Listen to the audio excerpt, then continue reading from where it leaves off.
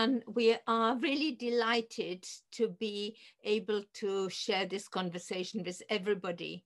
You may recall that in one of our previous webinars, we have touched on this idea of reflecting on normalization. And both Heidi and Antonella continue to be keen to explore this idea. So here we are, beginning to contemplate and discuss what we understand by normalization, and is there a way of looking at it in a slightly different way, with slightly different lens, potentially this little bit more caring approach to the children with whom he works. So the first question really, I think, to explore is what we understand by normalization, potentially in the more conventional context, and what are the little things that we need to tweak about it, or we need to explore things that have made us uncomfortable, because to some extent we have all agreed that we either try to avoid normalization in our discussions because we'll feel uncomfortable about the term, or we use it as a slightly negative tool, assessing or measuring the children's capability of engaging with the environment. And I often hear people say, this child is not yet normalized. And I wonder if I am normalized at the age of 72. There are moments when I am definitely totally out of sync with any of the normalization definitions. So here we go. Perhaps who would like to take it first? Antonella, would you like to begin? Oh, yes.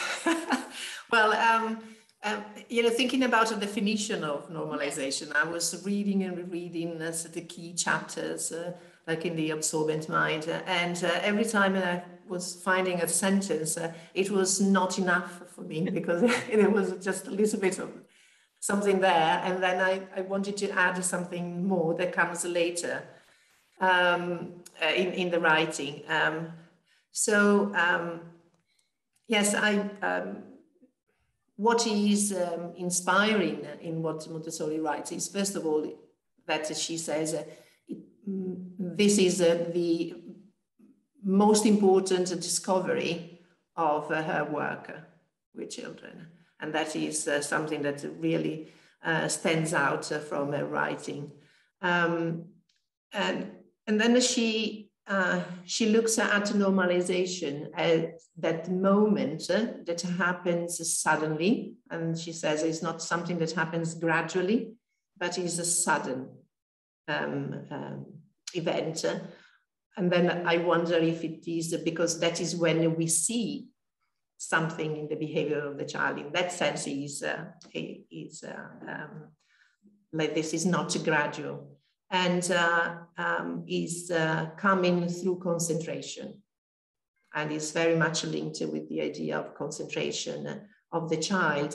Like if there is this special thread that connects the energies of the child with the material and the activity, and is such a poignant moment for that particular individual child.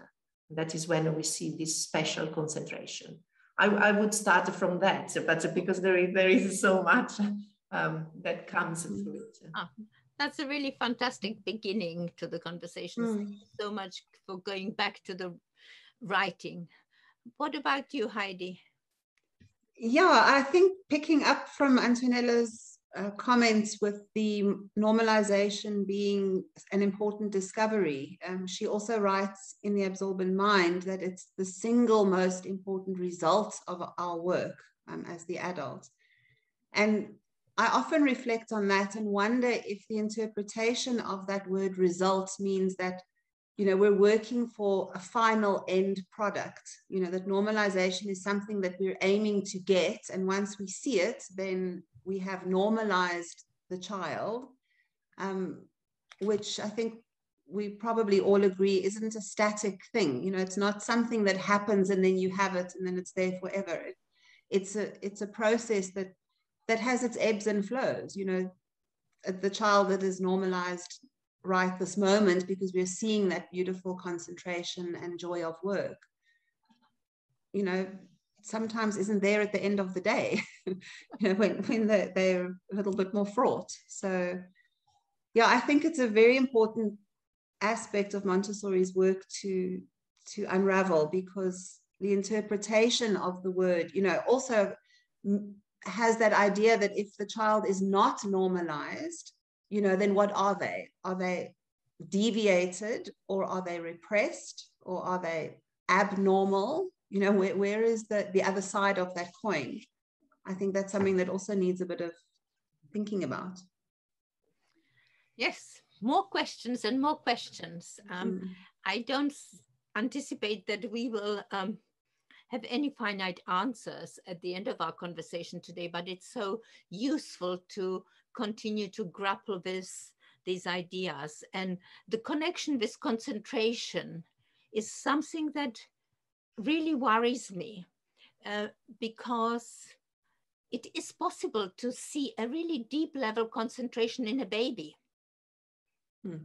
And therefore, it is what other aspects are there within the normalization process that make it this unique focus of the Montessori approach. For me, the concentration itself is not enough. And for me, what I see in the process is this journey of the child as they grow from quite egocentric individual to a more socially aware human being who is able to absorb some of the social mores of the community in which they work, in which they live, but also who begins to demonstrate empathy and concern for others. So for me, the idea of normalization is not only this cognitive outcome of concentration. For me, it is much more social process, and links much more with the whole process of the social embryonic state, where hopefully by the time the child is 6, the child emerges as more ready for continuum of education, the continuum of life. I don't know. Barbara, sorry, that also links then to that development of character. You know, how Montessori speaks about how the character of the child develops, and, you know, the age of the social embryo, 3 to 6 years, where normalization is so key, you know, where we're looking to develop the normalization. I agree completely that social aspect should definitely be part of what we're looking for. And, you know, how often is it that, you know, children are seen to be playing and chatting and not working, and all of those, or the adult imposing, you know, go and find work so that you can concentrate and be normalized. When an engagement with another child on a social level, you know, that conversation could be concentration, because I'm listening to what you're saying, I'm interpreting what you're saying, I'm comprehending, I'm adding to the conversation. I think that's all part of that social embryo. Yeah. Yes, and it's all part of what is characteristics of the 3 to 6 year old kind of second stage of the absorbent mind. And I think that for that reason, if we don't consider the social aspect, and if we focus so much on concentrated work, we are expecting the child to do something. The child is not, even an adult is capable of that. We are not capable of concentration continued concentration throughout the work cycle on our own. But if we engage with others, when there is a collaborative effort, when they do things together, it's the engagement or the play scenario folds and unfolds through the interactions, and therefore allows us to witness this deep level of concentration. But that's never described by Montessori. It's No. always focusing on one child, deeply engaged, repeating. And that it's so rare to see that children being so focused just on one thing they do for themselves that they ignore the world around them. Antonella, what are your thoughts? Maybe I want to see this complexity of the whole child. And so every time I go back and read something in Montessori's book, that is what I find, but I have to find it here and there. So it's true, when she talks about a normalization, almost per se, she talks about a concentration, and she talks about a deep concentration, and this with the link between the child and the activity. But then maybe before or after this paragraph, she talks about the importance of freedom, the importance of the environment, the importance of the child that develops this sense of agency and self-value and respect for others. So because it is an environment that is prepared and designed and lived together with the child. So I'm thinking about the spiritual and the physical environment for the child that is in that particular age, 3 to 6. And so when I think of the sensitivities of the child and how he really can be deeply interested and focused on social aspects, on language, on what we do together with language, not only the abstract aspect of the use of language, but really language as communication, as sharing of the ideas and experiences. All of that, I think of the child that can deeply concentrate, is deeply attracted and interested, and can really immerse themselves in that particular experience. So it's not necessarily the activity with the material, but it is the activity of living together. So there is the grace and courtesy, there are the mores, the cultural aspects, the getting to know and understand other children, and therefore the culture that they bring in the environment. So if I try to see it like this, then I feel that I can grasp better this idea of normalization as moments of deep involvement, when all the energies of the child come together. And it doesn't need to be literacy or knowledge and understanding of the world, but can be anything of that experience.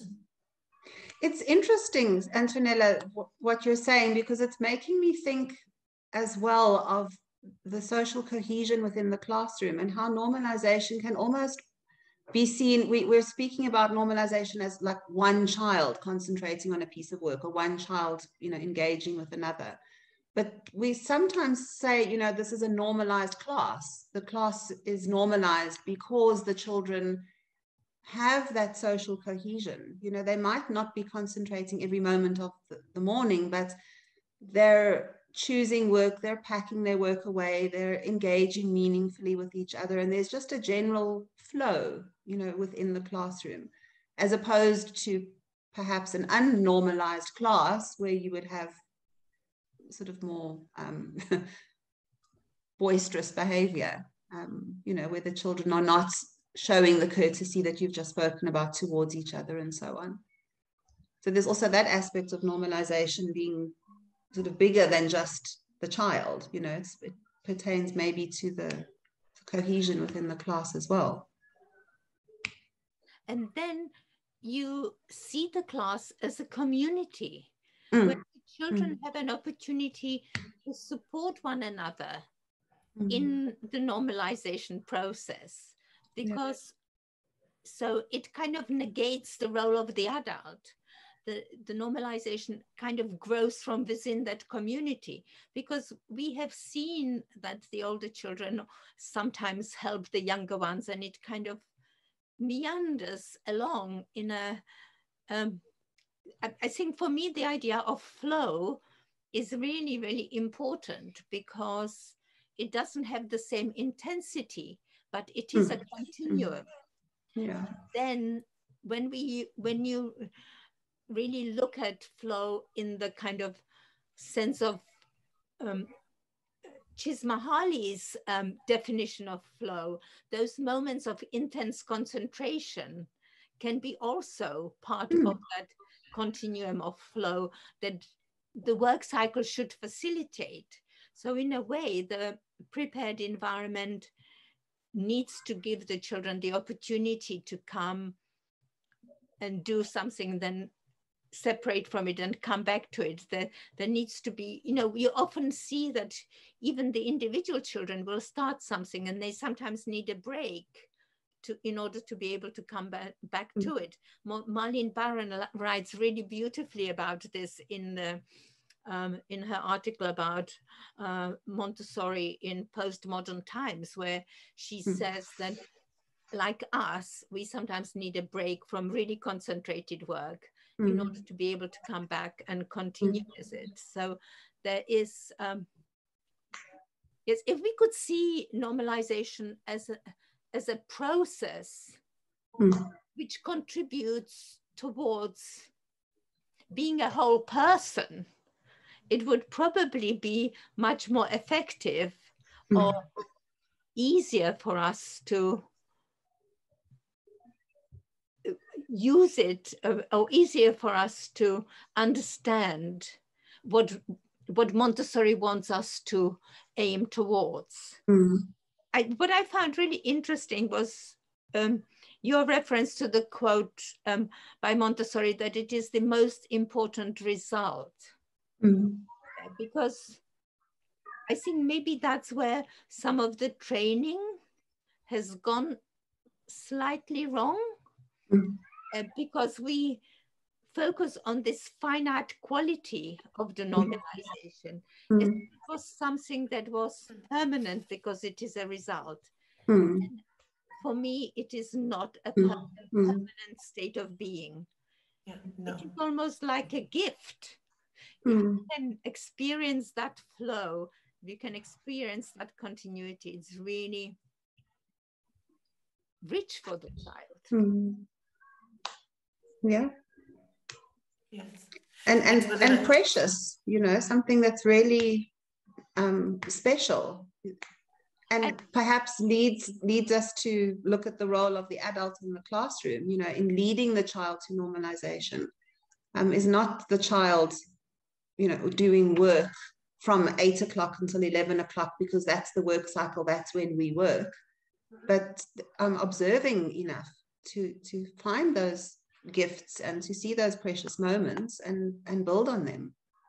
Yes, because some of the descriptions of the normalized child, the child who is joyful and appears to be fulfilled and is calm, those are the gifts, really, aren't they? That's what we would like the children to experience more often, so that they have a sense of fulfillment in some way. And it's almost the state when someone comes out from the state of flow that is described. Exactly. Yeah. I think that's why I liked the link with Csikszentmihalyi's flow, because of the characteristics of how persons or children who have experienced flow feel afterwards. It is that's, I think, to me, that is important, and it embraces the whole child. And it includes some of the characteristics that Montessori describes in the absorbent mind, in that diagram that goes from one extreme to another, as if it was unfolding of a fan. Yes. And Yeah. it reminds us also how very important it is for us as adults to honor the child's capacity for spontaneous learning. How important it is for us to trust and respect the child's capacity to engage with the environment that we have prepared, and how little we understand what the environment really is. It's not the equipment. You know, there's also, if you think, Montessori was really clever in her the development of the materials and how she saw the indirect preparation, for example, of activities of everyday living, preparing for sensorial, preparing for numeracy or mathematics. And I'm wondering if this indirect preparation of the process of normalization, perhaps, you know, I've mentioned this, the building of character happens during this time as well, but I'm wondering if it's not maybe bigger than that, if she didn't see this idea of normalization and the process of the normalizing child as maybe indirect preparation for the idea of peace education. You know, that if you have that child that comes out of this process and has had the opportunity to explore and to concentrate and to engage and to flow, then perhaps we would have that idea of peace more embedded in that the psyche of the child, you know, and then moving forward, that indirect preparation has happened. So we've got something beautiful to build on as the children move into primary and beyond. I don't know, it's just a thought that came to me now as you were speaking. I love that idea that the opportunity to engage with the environment and be really to experience that flow is indirect preparation for experiencing inner calm and inner harmony. Because if you don't experience it within, how can you promote it to other people? You need to value it for yourself first in order to be able to share it with others. Yeah, very engaging thought once again. At one point, Montessori also says that the achievement of what we see is not the achievement of education, but is the achievement of nature. So there is this double level in what she considers what we do, and with Montessori education, with all the elements that are part of it in a creation of this environment and living together, and the important principles of respect that is really breathed in the environment. That is what we do, but the success is then in what nature can do, because we have taken away walls and limitation and interference. So we have facilitated that. And that brings to what Heidi, you were saying, I think that resonates with that. Because of this idea that the child has this natural aspiration to create this amazing human being in maturity, that is in all the work of nature that is part of the child's life. But she draws the parallel with all human beings, and so society that has in it this aspiration to improve and to elevate themselves. Then anything else that happens might be deviations at this point. I don't know how to see, but so that becomes really connected with education for peace, because the individual is really connected with all other human beings. We often put so much emphasis on the education of the individual. We forget that the individual is part of a community, that the individual is part of a society. And in a way, it is the bigger picture of how we operate as a society that interests Montessori, isn't it? Yeah. So there's this kind of inherent or often unspoken of emphasis on we help the individual to be a member of society. So in that context, whatever happens in the birth to 6 is really preparation or indirect preparation for that human being, as you have said. And again, in training, we talk so little about the benefits to society, the benefits to community that the child can bring. And so we don't, yes, we are helping the individual to unfold, to become a human being, but to become this new human being that is aware of the community. Yeah. Yeah.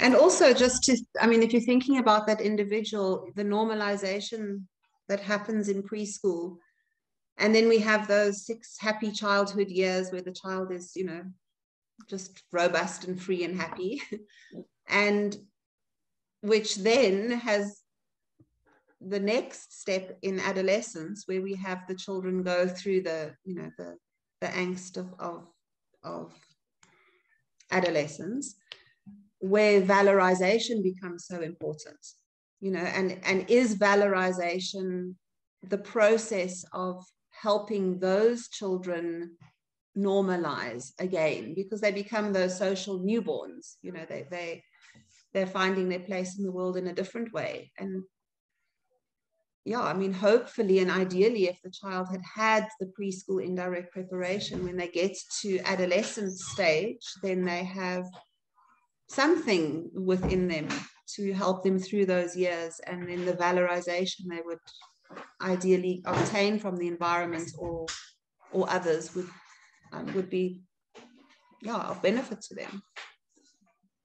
Interesting if you think about it in the kind of progression of the stages of development. If the child is able to know a little bit of who they are through the process of normalization up to 6, then they can really learn how to use the tools to enrich themselves. And those two together help them to be valorized in the 3rd plane of development, where we need to really endorse that the children are really capable, very capable human beings who have got not only personal agency, but also social agency. And I think it is that social agency which helps us to take us towards education for peace. It's part of that spiritual preparation of the child and spiritual preparation of the adult. And that is, of course, the very challenging topic of Montessori, because how do you make that transformation in yourself as a human being, to be that spiritually prepared teacher, to be that spiritual prepared adult, that we continue to grapple with that. I think that it is so important to be able to discuss these issues or doubts that can come every day because of something that happens, and have the possibility to do it with colleagues, and to be able to create this support group that is the group of colleagues.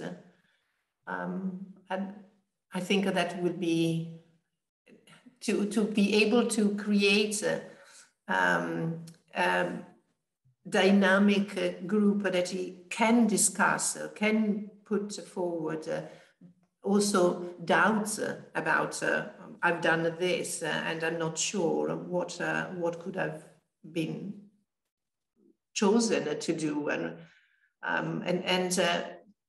continuously do that. I think that would be fantastic to be able to do that with colleagues.